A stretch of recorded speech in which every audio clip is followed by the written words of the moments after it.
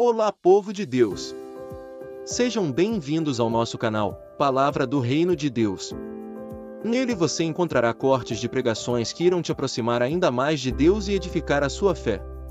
Aproveite e já se inscreva em nosso canal para ficar por dentro dos próximos vídeos. Vamos para a palavra. Provérbios 22, 8 e 9. O que semeia injustiça, colhe a desgraça, e a vara da sua indignação será destruída. O generoso será abençoado, porque reparte o seu pão com os pobres. Você pode repetir isso comigo? Diga: o generoso será abençoado, porque reparte o seu pão com os pobres.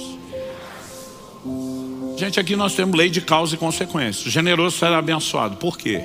Porque reparte o pão com o pobre. Porque é uma palavra de ligação entre o raciocínio que está sendo construído, a explicação que vem depois. Ou, como Fábio, diácono da igreja, professor de português, me deu uma aula, é uma conjunção explicativa. E agora eu falo isso em todo lugar para parecer que eu estudei. Eu fico gastando até onde não preciso. Conjunção explicativa.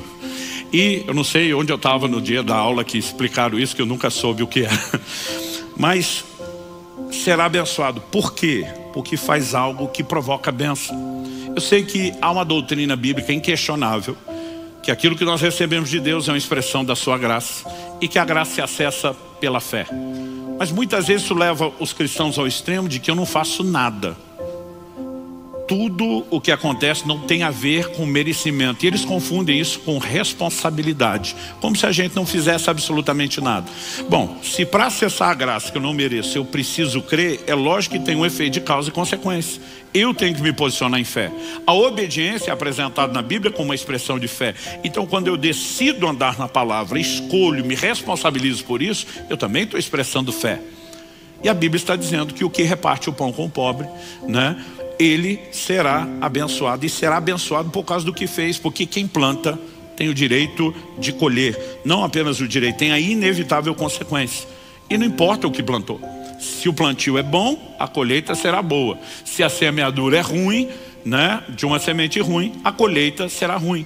Oséias capítulo 8, verso 7 diz que alguns semeiam ventos e colherão tempestades. Colossenses capítulo 3, verso 25 diz: quem fizer injustiça, receberá em troca a injustiça feita.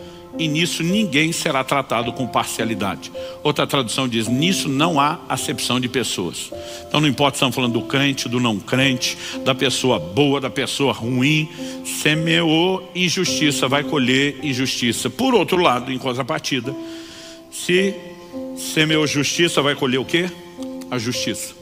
Então, nós colhemos aquilo que plantamos. Segundo tópico, colhemos na proporção do que semeamos.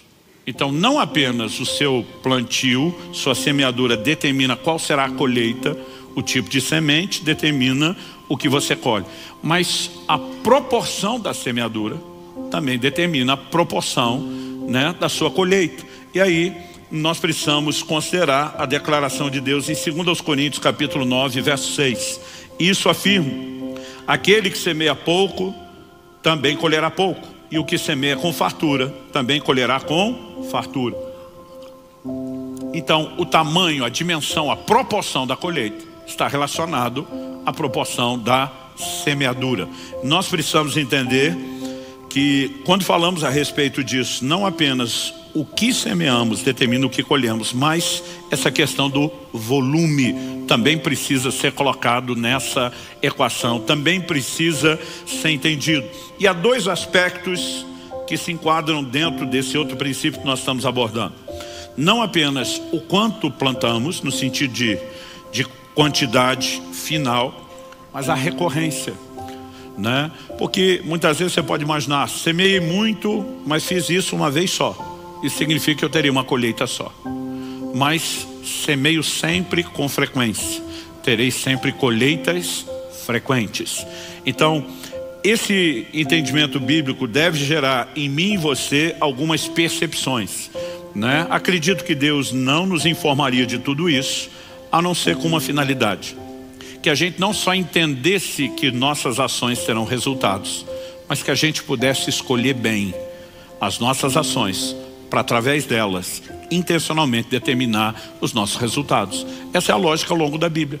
Em Deuteronômio 30, 15, depois no verso 19, Deus vai dizer a mesma coisa. Eu ponho diante de vocês a vida e a morte, a bênção e a maldição. E diz, escolhe vida. E diz, se vocês me obedecerem, vida e maldição. Vida e bênção. Se vocês me desobedecerem, morte e maldição. E diz, suas ações terão consequências. Ciente disso, você planeja melhor como vai agir, sabendo o que serão os frutos das suas ações. Quando falamos da lei de semeadura e ceifa, não é diferente. Esse volume de informações não explica todos os mecanismos de como tudo funciona, mas nos dá um mínimo para que a gente possa, e daqui a pouco vou abordar alguns desses princípios, para que a gente possa usar isso com intencionalidade.